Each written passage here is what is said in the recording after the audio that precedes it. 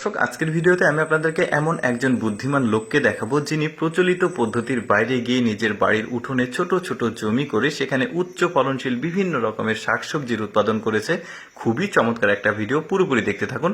যেমন দেখুন, এখানে তার বাড়ি রয়েছে, বাড়ির পাশেই একটা ছোট্ট উঠোন রয়েছে, আর এই উঠোনে ছোট ছোট করে জমি করেছে, সেখানে সবজি করেছে, টমেটো করেছে। দেখুন কি চমৎকার! এই টমেটোগুলো কিন্তু আবার উচ্চ ফলনশীল, এক থোকাতে অনেকগুলো ধরে। তারপরে দেখুন, এখানে ছোট্ট একটা জমি, এই জমিতে কিন্তু পালং শাক করেছে, দেখতে বেশ চমৎকার। তারপরে কাঁচা মরিচও দেখা যাচ্ছে, কিন্তু আরো অনেক ধরনের সবজি কিন্তু আপনারা দেখতে পারবেন আজকের এই ভিডিওতে।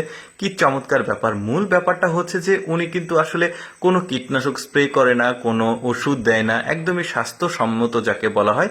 এই স্বাস্থ্যসম্মত যে খাবারগুলো, এগুলো এখানে উৎপাদন করছে, বেশ চমৎকার। কিন্তু এই যে মাছের অ্যাকোরিয়াম মাছ দেখা যাচ্ছে, এই যে টমেটোগুলো কি দারুণ। তারপরে এখানে এসেছে, এখানে কি দেখা যায়, আচ্ছা এখানে হচ্ছে এক ধরনের, এটা শশার মতো একটা মানে সবজি, আর এটা কিন্তু সালাদ হিসাবে খাওয়া যায়। আরো অনেক ধরনের সবজি আছে, আর ওর কিন্তু আবার ছোট্ট পরিসরে এখানে আবার একটা মুরগির ফার্মও রয়েছে, সেটাও আমি আপনাদেরকে দেখাবো, যেখান থেকে সে ডিমও পায়। দারুণ ব্যাপার। এটা শাক দেখতে পাচ্ছেন, মানে একটা ব্যতিক্রম ধরনের শাক দেখা গেল। তারপরে দেখুন, এখানে কিন্তু আরো, আচ্ছা এবার আপনাদেরকে দেখায় তিনি কিভাবে আসলে এই চাষাবাদটা করছে।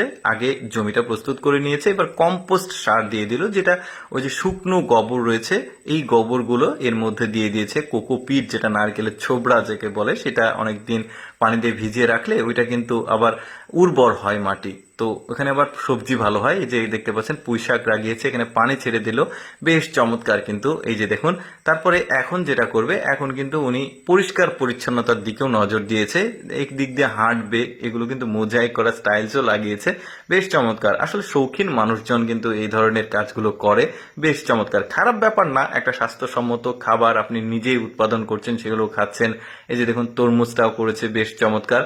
আর তারপরে আরেকটা পদ্ধতি তিনি করেছেন, প্রতিটা ছোট ছোট জমির সাথে একটা করে ট্যাপের লাইন করে দেওয়া আছে, যতটুকু প্রয়োজন পানি ছেড়ে দিচ্ছে। এই যে পুঁই শাক দেখা যাচ্ছে, দারুণ সতেজ, প্রতিটা জমিতে এভাবে সে পানি ছেড়ে দিচ্ছে। এবার তরমুজটা ফাটালে দেখুন, বেশ পাকা তরমুজ, সে কিন্তু নিজেই খাচ্ছে, একটা স্বাস্থ্যসম্মত, কোনো ভেজাল নাই, কিছু নাই। এই যে ধনে পাতার মতো একটা সবজি, বেগুনও দেখা যাচ্ছে এখানে, সাদা বেগুন। তারপরে সে খেতে খেতে এখানে এসেছে। এই যে বললাম, ছোট্ট পরিসরে তার কিন্তু একটা মুরগির ফার্ম আছে, ডিমও প্রোডাকশন হচ্ছে এখানে, বেশ চমৎকার। আবার কোনো ফিড খাওয়াচ্ছে না, সে কিন্তু এখান থেকে পাতাকপির পাতাগুলো, তরমুজ, এগুলো খাইয়ে এই মুরগিগুলোকে বড় করছে, আবার সেই মুরগির মাংসটাও পাচ্ছে এখান থেকে, বেশ চমৎকার। কিন্তু এই যে দেখুন, শশা, এক ধরনের লম্বা লম্বা শশা, দারুণ ব্যাপার।